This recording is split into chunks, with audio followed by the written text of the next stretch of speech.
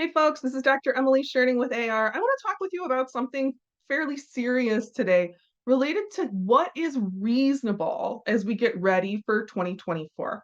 Let's frame this with the most recent update from NOAA related to the current El Nino system. We know that the El Nino system that we're in is really interacting quite disastrously with our already warming world, pushing temperatures to record highs and causing serious weather anomalies around the globe.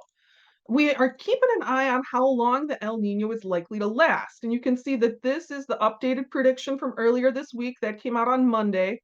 And there is now a greater than 95% chance that this system will persist through at least February of 2024. It's likely to continue to be a strong system during that time, much more likely than not. And unfortunately, it is just the truth that these systems tend to last at least 9 to 12 months. So it is extremely likely that the impact that these combined weather and climate interactions have had on the world agricultural system in 2023 will only be worse in 2024. This system is likely to persist through at least the first half of the growing season in 2024. And looking back at the US, looking back at impacts on the US, we have recently broken the record for billion-dollar weather disasters within 1 year. It was last broken in 2020. There are still 4 months to go here in 2023. We are just entering hurricane season. We have the potential for serious fall flooding across the Midwest. And as we get towards the end of the year, there is, of course, the possibility of frozen weather disaster as well. There's the possibility that, like, poor Buffalo got hit with that blizzard so hard last year. When we look at the types of disasters that have been happening at what is genuinely an increased rate in 2023, and we think that it's likely that is going to persist and maybe worsen in 2024, I would expect 2024 to have higher temperature records and then hopefully relief in 2025 after the El Nino system has passed. It is worth noting how many people have been impacted who were impacted by disasters that never happened before. When we think about our countrymen who have been impacted by wildfire, by extreme flooding, by extreme heat, who had no preparation for these disasters because they are coming into new areas, it should make us think carefully. How can I be prepared to respond if my area is hit by one of these threats? I think the first part of the response is looking at your climate outlook. And the 50 States Project, you can look for 2050 forecast for any state here on this channel and see what the local threats are likely to be. That'll help you to assess what to do for your home, what areas of resilience you may need to build, be it to fire, to water, to heat, to cold. But then there's also worth considering, what do you do in your home? If you've managed to put up resilience measures, if you're in a destination area, if you're not, you still want to be prepared in the event of a disaster, which this year has already impacted. Hundreds of millions of Americans have felt weather conditions that they've never felt before in the context of our changing climate. This topic of what is reasonable preparation is an area where people can go a little nuts, right? So here, I'm going to switch over to some slides now because I want you to be able to see a lot of information. This is going to be a little information heavy. And the first thing we're going to talk about as we frame this conversation is the approach. As we think about building resilience in advance of 2024, improving our ability to leap back from disaster, I want to talk with you about the number one ground rule, which is don't be a nut job. People go nuts with this preparation stuff. It doesn't have to happen to you. You can handle this reasonably. The first basis of not being a nut job is don't spend money you can't afford and don't buy stuff you won't use. And it's important to assess as you go along, am I a nut job? You want to take a little time to reflect on this. And the first way to do that is to think about what's the mental result of my preparation activities. If you're engaged in healthy preparation, getting ready for 2024 should help you feel more secure. It should help you feel more prepared. You should be able to have feelings of completion and satisfaction. Conversely, if you either feel more anxiety as you prepare, or you get like weird feelings of invincibility, or you become increasingly intense in your preparations, those are not good signs. Those are signs where you should really assess your mental health and maybe put the activity aside. Because resilience, the resilient mindset, it all comes from within. If your mental health is struggling, you should get an assist on that baseline, core internal personal resilience before devoting too much energy to other forms of preparation. If you're engaged in a healthy prep work, you should be comfortable doing the work on schedule and setting it aside. You should be comfortable putting limits on the prep work, and I'm going to talk about that more in a minute. And like I was referring to just a minute ago, this is going to be oriented on a mindset, process oriented mindset, not a completion oriented mindset. The opposite of those things, again, those are signs of an unhealthy mindset, unhealthy preparation mentality. If you're compulsively checking on supplies, if you feel like you need to imagine new scenarios all the time to try to stay safe to the extent that you can't like be present in your daily life, you might be a nut job. You got to take a hard look in the mirror because you matter, and getting your mental health in a position where you can participate in resilience work matters more than getting those other 9 cans of soup. You matter more. All right, now let's talk. So, my suggestion for framing healthy preparation, healthy resilience building to help you and your household spring back from disaster impacts handles only 3 scenarios, three and only three. I think that it's worth preparing for a 3-day acute event, like an acute weather event, blizzard, something, or evacuation. So, this 3-day short term event, you're talking about a major disruption to you and your family's daily life, where presumably you're able to return to baseline. I think it's also worth for every family to think about having a 3-week supply around being able to stay in the home, being able to shelter in place, whether it's due to wanting to avoid extreme heat, because of illness in the household, because of everything just being too crazy. It's not bad to have supplies where if there's a supply chain disruption, it's not going to impact you for close to a month. The biggest length of time that I suggest preparing yourself and your household for is relatively short compared to what many people will tell you. I would say that 3 months is the longest you should be ready to go for, and that it should be a preparation with community in mind. 3 months for supporting community transition.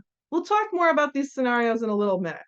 And first off, I want to talk about why I don't prepare for like longer scenarios in case the sun blows off or you can't go outside for 5 years.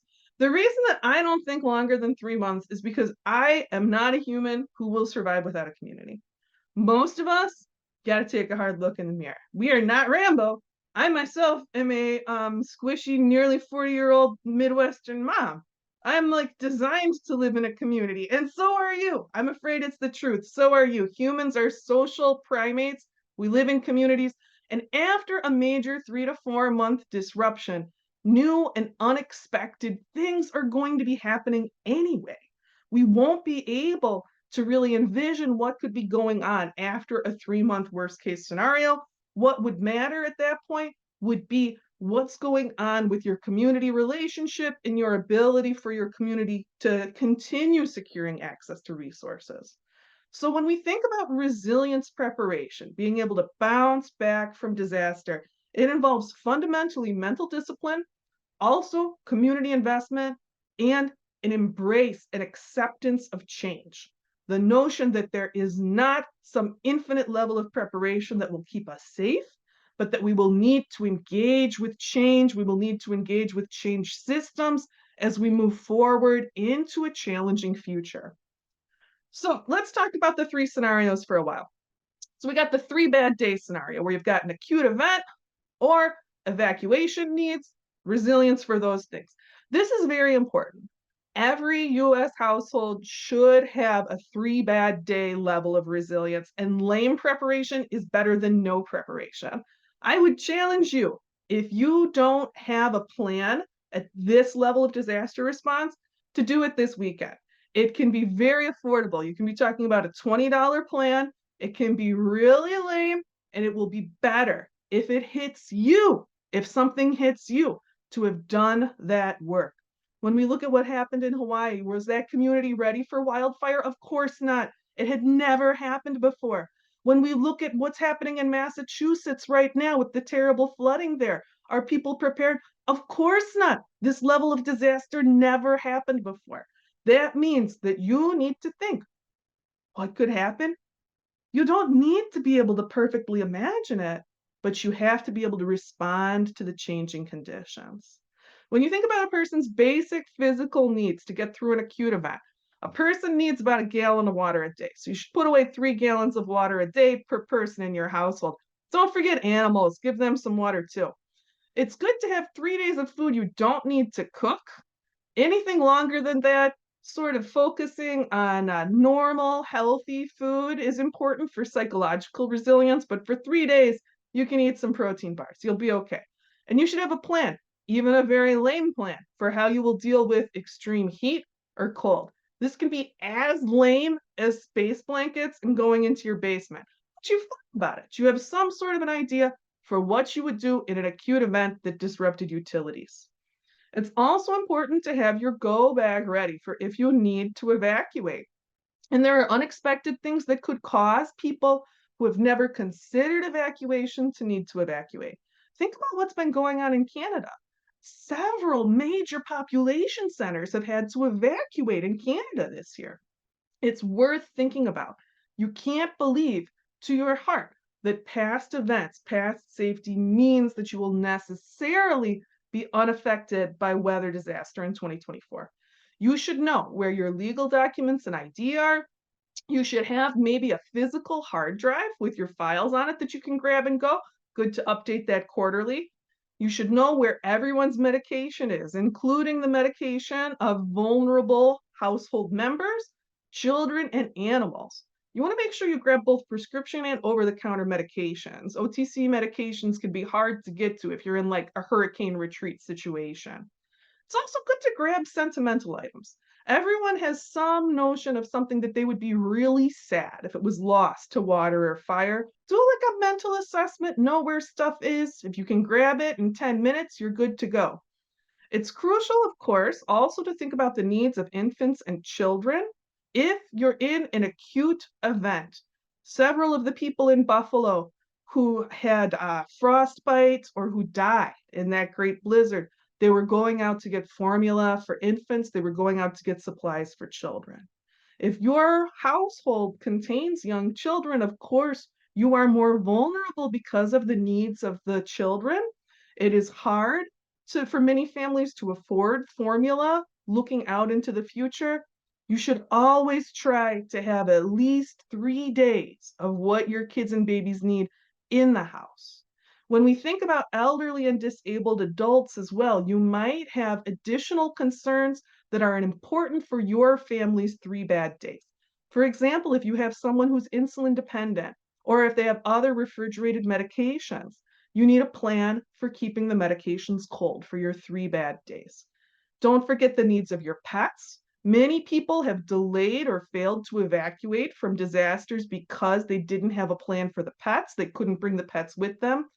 And if you need to leave, if your acute event becomes an evacuation event, you should have a mental plan for how you're going to close up the house. For people who are living in areas where wildfire has never come before, most homes that burn, they burn because fire got down the chimney or got in a window or got in through a door. The house needs to be closed. Essential systems should be powered down and turned off, and you're more likely to come home to a safe house. Closing the house, of course, has different concerns if you're talking about potential hurricane path, but let's not get into all of that now. Let's start moving into more what you do for a medium term scenario. I said that for 3 bad days, I think everyone should be prepared. 3 bad weeks, I think this is something that this is a reasonable goal for you to work up to if you haven't done any resilience preparation before. This, if you're new, getting ready for 2024, this is as far as you should go. If you're just starting your preparations now, give yourself a reasonable goal and let this be it before 2024. When we're talking about having enough in your home to be able to shelter in place for 3 weeks, this should be something that is very familiar to all of us because virtually every American was personally impacted by the COVID lockdowns in 2020. And there's a lot we can say, right? Looking back at our response to that, and I don't have the heart to go into it, but I will say there was a big difference if you were in a household that had toilet paper or did not have toilet paper. I think that's somewhere where we can all agree. And I think that that gave us all a real opportunity to sort of see what matters with preparation.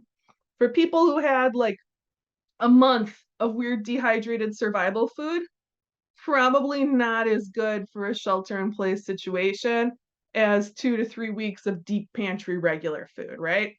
You want to build resilience for sheltering in place for 3 weeks very gradually. And when I talk about shelter in place, sometimes it's not like that you don't want to go outside, it's that there's supply chain disruption, that you have to handle your prescription or medical needs for 3 weeks without access to your normal supplies.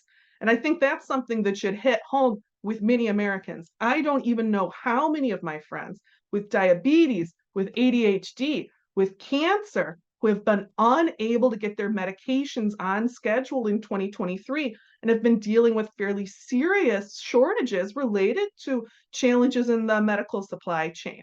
In 2024, as conditions continue to be more challenging, those problems are not going away. When we think about the 3 bad week scenario, it's worth thinking about scenarios with and without utilities. But if you're only able to really feel good for the with utility scenario, you're doing better than if you hadn't prepared at all. Don't forget the note from 3 Bad Days. Lame preparation is better than no preparation. When we think about our physical needs in this 3 week scenario, which is a good goal for a person who's new to like this sort of resilient mindset preparation, it's good to know what your water source is and how likely it is that that water source is going to stay good. It's hard for a decent sized household to put aside 3 weeks of physical water, right? So thinking about water sources is important as we think about 3 bad weeks. You might want to upgrade your plan from 3 Bad Days for extreme heat and extreme cold. You probably can't tolerate warming yourself with a space blanket for 3 weeks. Those sound like really bad weeks. During a longer term stressful event, it's very important for morale that people have access to comforting, normal food. If anyone has tried to make you eat protein bars for more than 3 days for any reason, you know that is terrible, especially if you have children in your home. Getting anyone through a longer term stressful event, morale is very important, or your home will be an obnoxious place full of fighting and screaming. When you think about this 3 bad week plan, you need to make sure that you have like a lot of candy in the mix, a lot of other things that are comforting to help people feel better. And some people, they have trouble eating under stress. It's good to be able to stimulate appetite so that they can maintain their health. You want to make sure that you have a supply of medications. And if you take prescription medications to the degree that you can, if you can build up a supply of 3 weeks to a month at home between prescriptions, oh, that is very important for your personal well being and resilience. When we talk about people's social and emotional needs for this longer term stress period, I think the social and emotional needs are very important. You should talk with loved ones, with friends, with community members about plans for connection if your community entered a bad period, if it had extreme flooding, if you were snowed in. Do you know who you would check up on or who would check up on you? This is a reasonable thing to begin a conversation with people in your community. It's important also to have sources of entertainment and morale boosters for everyone in the household related to social and emotional needs for longer stress time periods. If you have kids, it's worth noting that their interests change. At one point in time, an infinite supply of Pokemon cards would have been a fantastic solution for my crew, but now they don't care. When you do like a quarterly check, quarterly update on your supplies, It's good to think about what you have for who your kids are now and what you have for who you are now to make sure that the things for comfort in your home really reflect your needs, interests, and desires. It's also good to have physical copies of important files and photos as you get ready for a potentially more stressful emergency event. So, we talk about the social and emotional elements of that. It really pushes us towards a mindset, right? It's not like we could set it and forget it. There's no one thing we can buy that will make us feel safe. We have to engage in behavioral preparation to be able to endure these longer term stressful events. If you have a plan for backup cooking, heating, and cooling that's like a little bit less than lame, you should practice using it. That's an important form of behavioral preparation. You have this concept that you are like a really cool person who could easily make a solar oven on your patio. And maybe you are. Maybe you should try it. Maybe you should send me a video of it. I want to see. But don't put yourself in a position where you're relying on imagined skills that you haven't used regularly, that you're relying on imagined plans for like jury rigging your heating system that you haven't used regularly. All of your backup should be seamless and non stressful when you have to switch over to a disaster plan. The stress of facing acute disaster makes it hard to do normal things. The last time I had to use sort of a 3 bad week level of preparation was not in 2020, but not for COVID. It was when we had the derecho hit Iowa, and it knocked out power to my area for 8 days.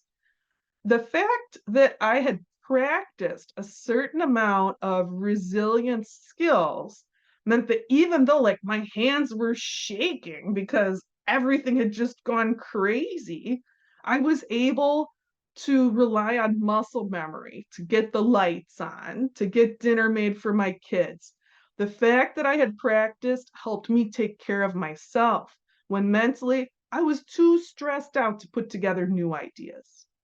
Related to that behavioral preparation for extreme events, it's good in your regular daily life to take low tech days so that if you had a longer term power outage like I experienced, it won't be so like freaky outy for you and to limit and frame news and media consumption.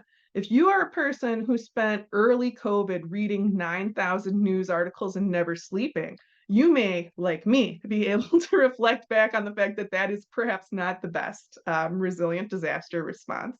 So, having some discipline around our media consumption is a useful habit that makes us tougher for when bad things come around. Similarly, it's important that we build skills around self care, self comfort, around patience with ourselves and others under normal conditions, because when things get rough, that's when we really need those skills. The resilient mindset, it revolves around your mental framing and your ability to handle stress and adversity. This other stuff, it's just the equipment that'll help you make your best reality, but it all comes out of your mental resilience. And speaking of mental resilience, now we're going to talk about the most extreme scenario that I prepare for, and the most extreme scenario that I recommend preparing for, which is if you hit 3 just awful months. What would cause the 3 awful months? It's hard to say.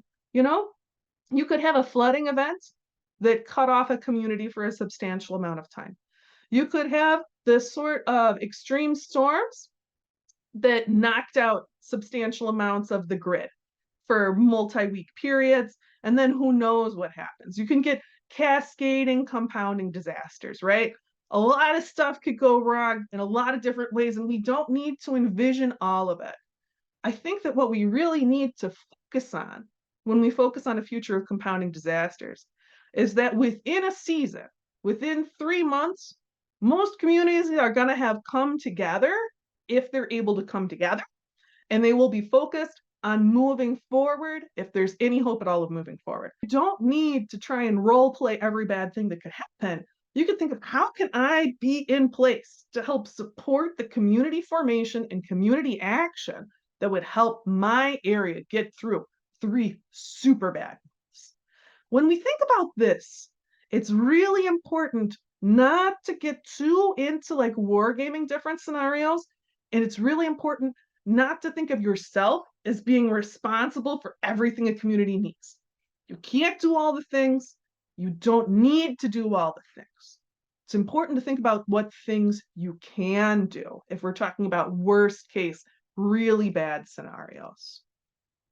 For every household, there are, of course, some universal suggestions. If you want to be resilient, if you want to be a person who's there to help step up the community response when serious trouble strikes, be very useful. If you have for your household a water supply and a water source, if you have some concept of continuing power generation or fuel storage, if you get the raw calories, like dry goods calories for about 3 months for your household, you're not going to be a burden on community and maybe we'll be able to contribute. You should also think about transportation issues. I think that we don't think enough about what you would do to get around in a serious disaster scenario. These are all areas that every household, I think, should consider. And every household should be thinking about habits of life and mind, where you should be learning to eat and cook the kinds of food that you keep in your house. You should be eating normal human food. If you're a person who is like completely dependent on pizza rolls, which is an understandable state to live in, you will experience magnifying effects of disaster because you do not have your comforting pizza roll staples. The more we can train ourselves to live in a sustainable way, the more we can get used to living in a healthy, sustainable way, the easier transitions where we may lose access to like a high diversity of highly processed foods. It eases it. It takes a little bit of challenge out of the system. It's managing your health too. If things ever got really rough and you are completely out of shape and you have untreated high blood pressure, no amount of like freeze dried, pre-packaged disaster supply kits in your closet are going to help you have the best response you could. The money that you spent on like those supplies that are sitting in your closet, if you had spent it trying to improve yourself, trying to improve your resilience from the mental level to the physical level and outward, you'd have a core that you could rely on during times of stress. And a lot of people are going to need to rely on people who have found that center. People who have found that center, they become the heart of a community in stressful situations. Ask anyone who's gone through hurricane evacuation. These communities, they form and disperse when there are times of extreme trouble. Mentally, you want to make sure that you try to orient towards action and solutions. A positive, action oriented mindset is very helpful for core resilience. And rather than focusing on acquisition of goods, you want to cultivate your skills and your relationships. When you think about building up supplies for 3 awful months, the first goal isn't completing like a vast hoard. All of this should be done gradually and sustainably, focusing on a rotating supply. And most of your energy should be going towards things that make your life good today. And those things are cultivating skills that you enjoy and cultivating meaningful relationships with people you care about. So I do want to take a minute though and make a note about food. If you don't have any family tradition around storing dry goods, there's some tips and tricks that I feel I should share with you to spare you from expensive or disgusting issues. Some good dry goods to store are dry beans, rice, flour, macaroni, and sugar and salt. These foods will all keep for a long time if they're properly treated, and you should know that white rice and white flour store better for longer times than brown rice and whole grain flour. You know, brown rice, whole grain flour, they have more nutrients, more fats in them, and those go bad faster. So if you want to have something where you can kind of set it and forget it for a while, you really want like a pure white starch, a white rice, white flour. And you're going to want to freeze these bulk purchases before you set them aside for long-term storage. Because most of these commercially available products at some frequency are going to have bug eggs in them. Moth, weevil, all that kind of gross pantry stuff. If you freeze the stuff for 24 hours and then put it into long-term storage, you will not have the nasty experience of opening up what you think is a good bag of flour and it is full of bugs. I think that it's also worth noting that those dry goods, particularly white rice and white sugar, those will keep like forever. But other things like canned goods, oils, and spices do expire pretty quickly. It's unusual for them to have more than a 3-year shelf life. So you need to be rotating regularly. This really isn't like a set it and forget it situation. The deep pantry that you have should be something that is rotating and moving and part of your family's regular diet. I would recommend, especially for people who are new to all of this, to keep your stored water away from your other stores. You can imagine that if stored water hits your cans, hits your dry goods, you're going to have problems.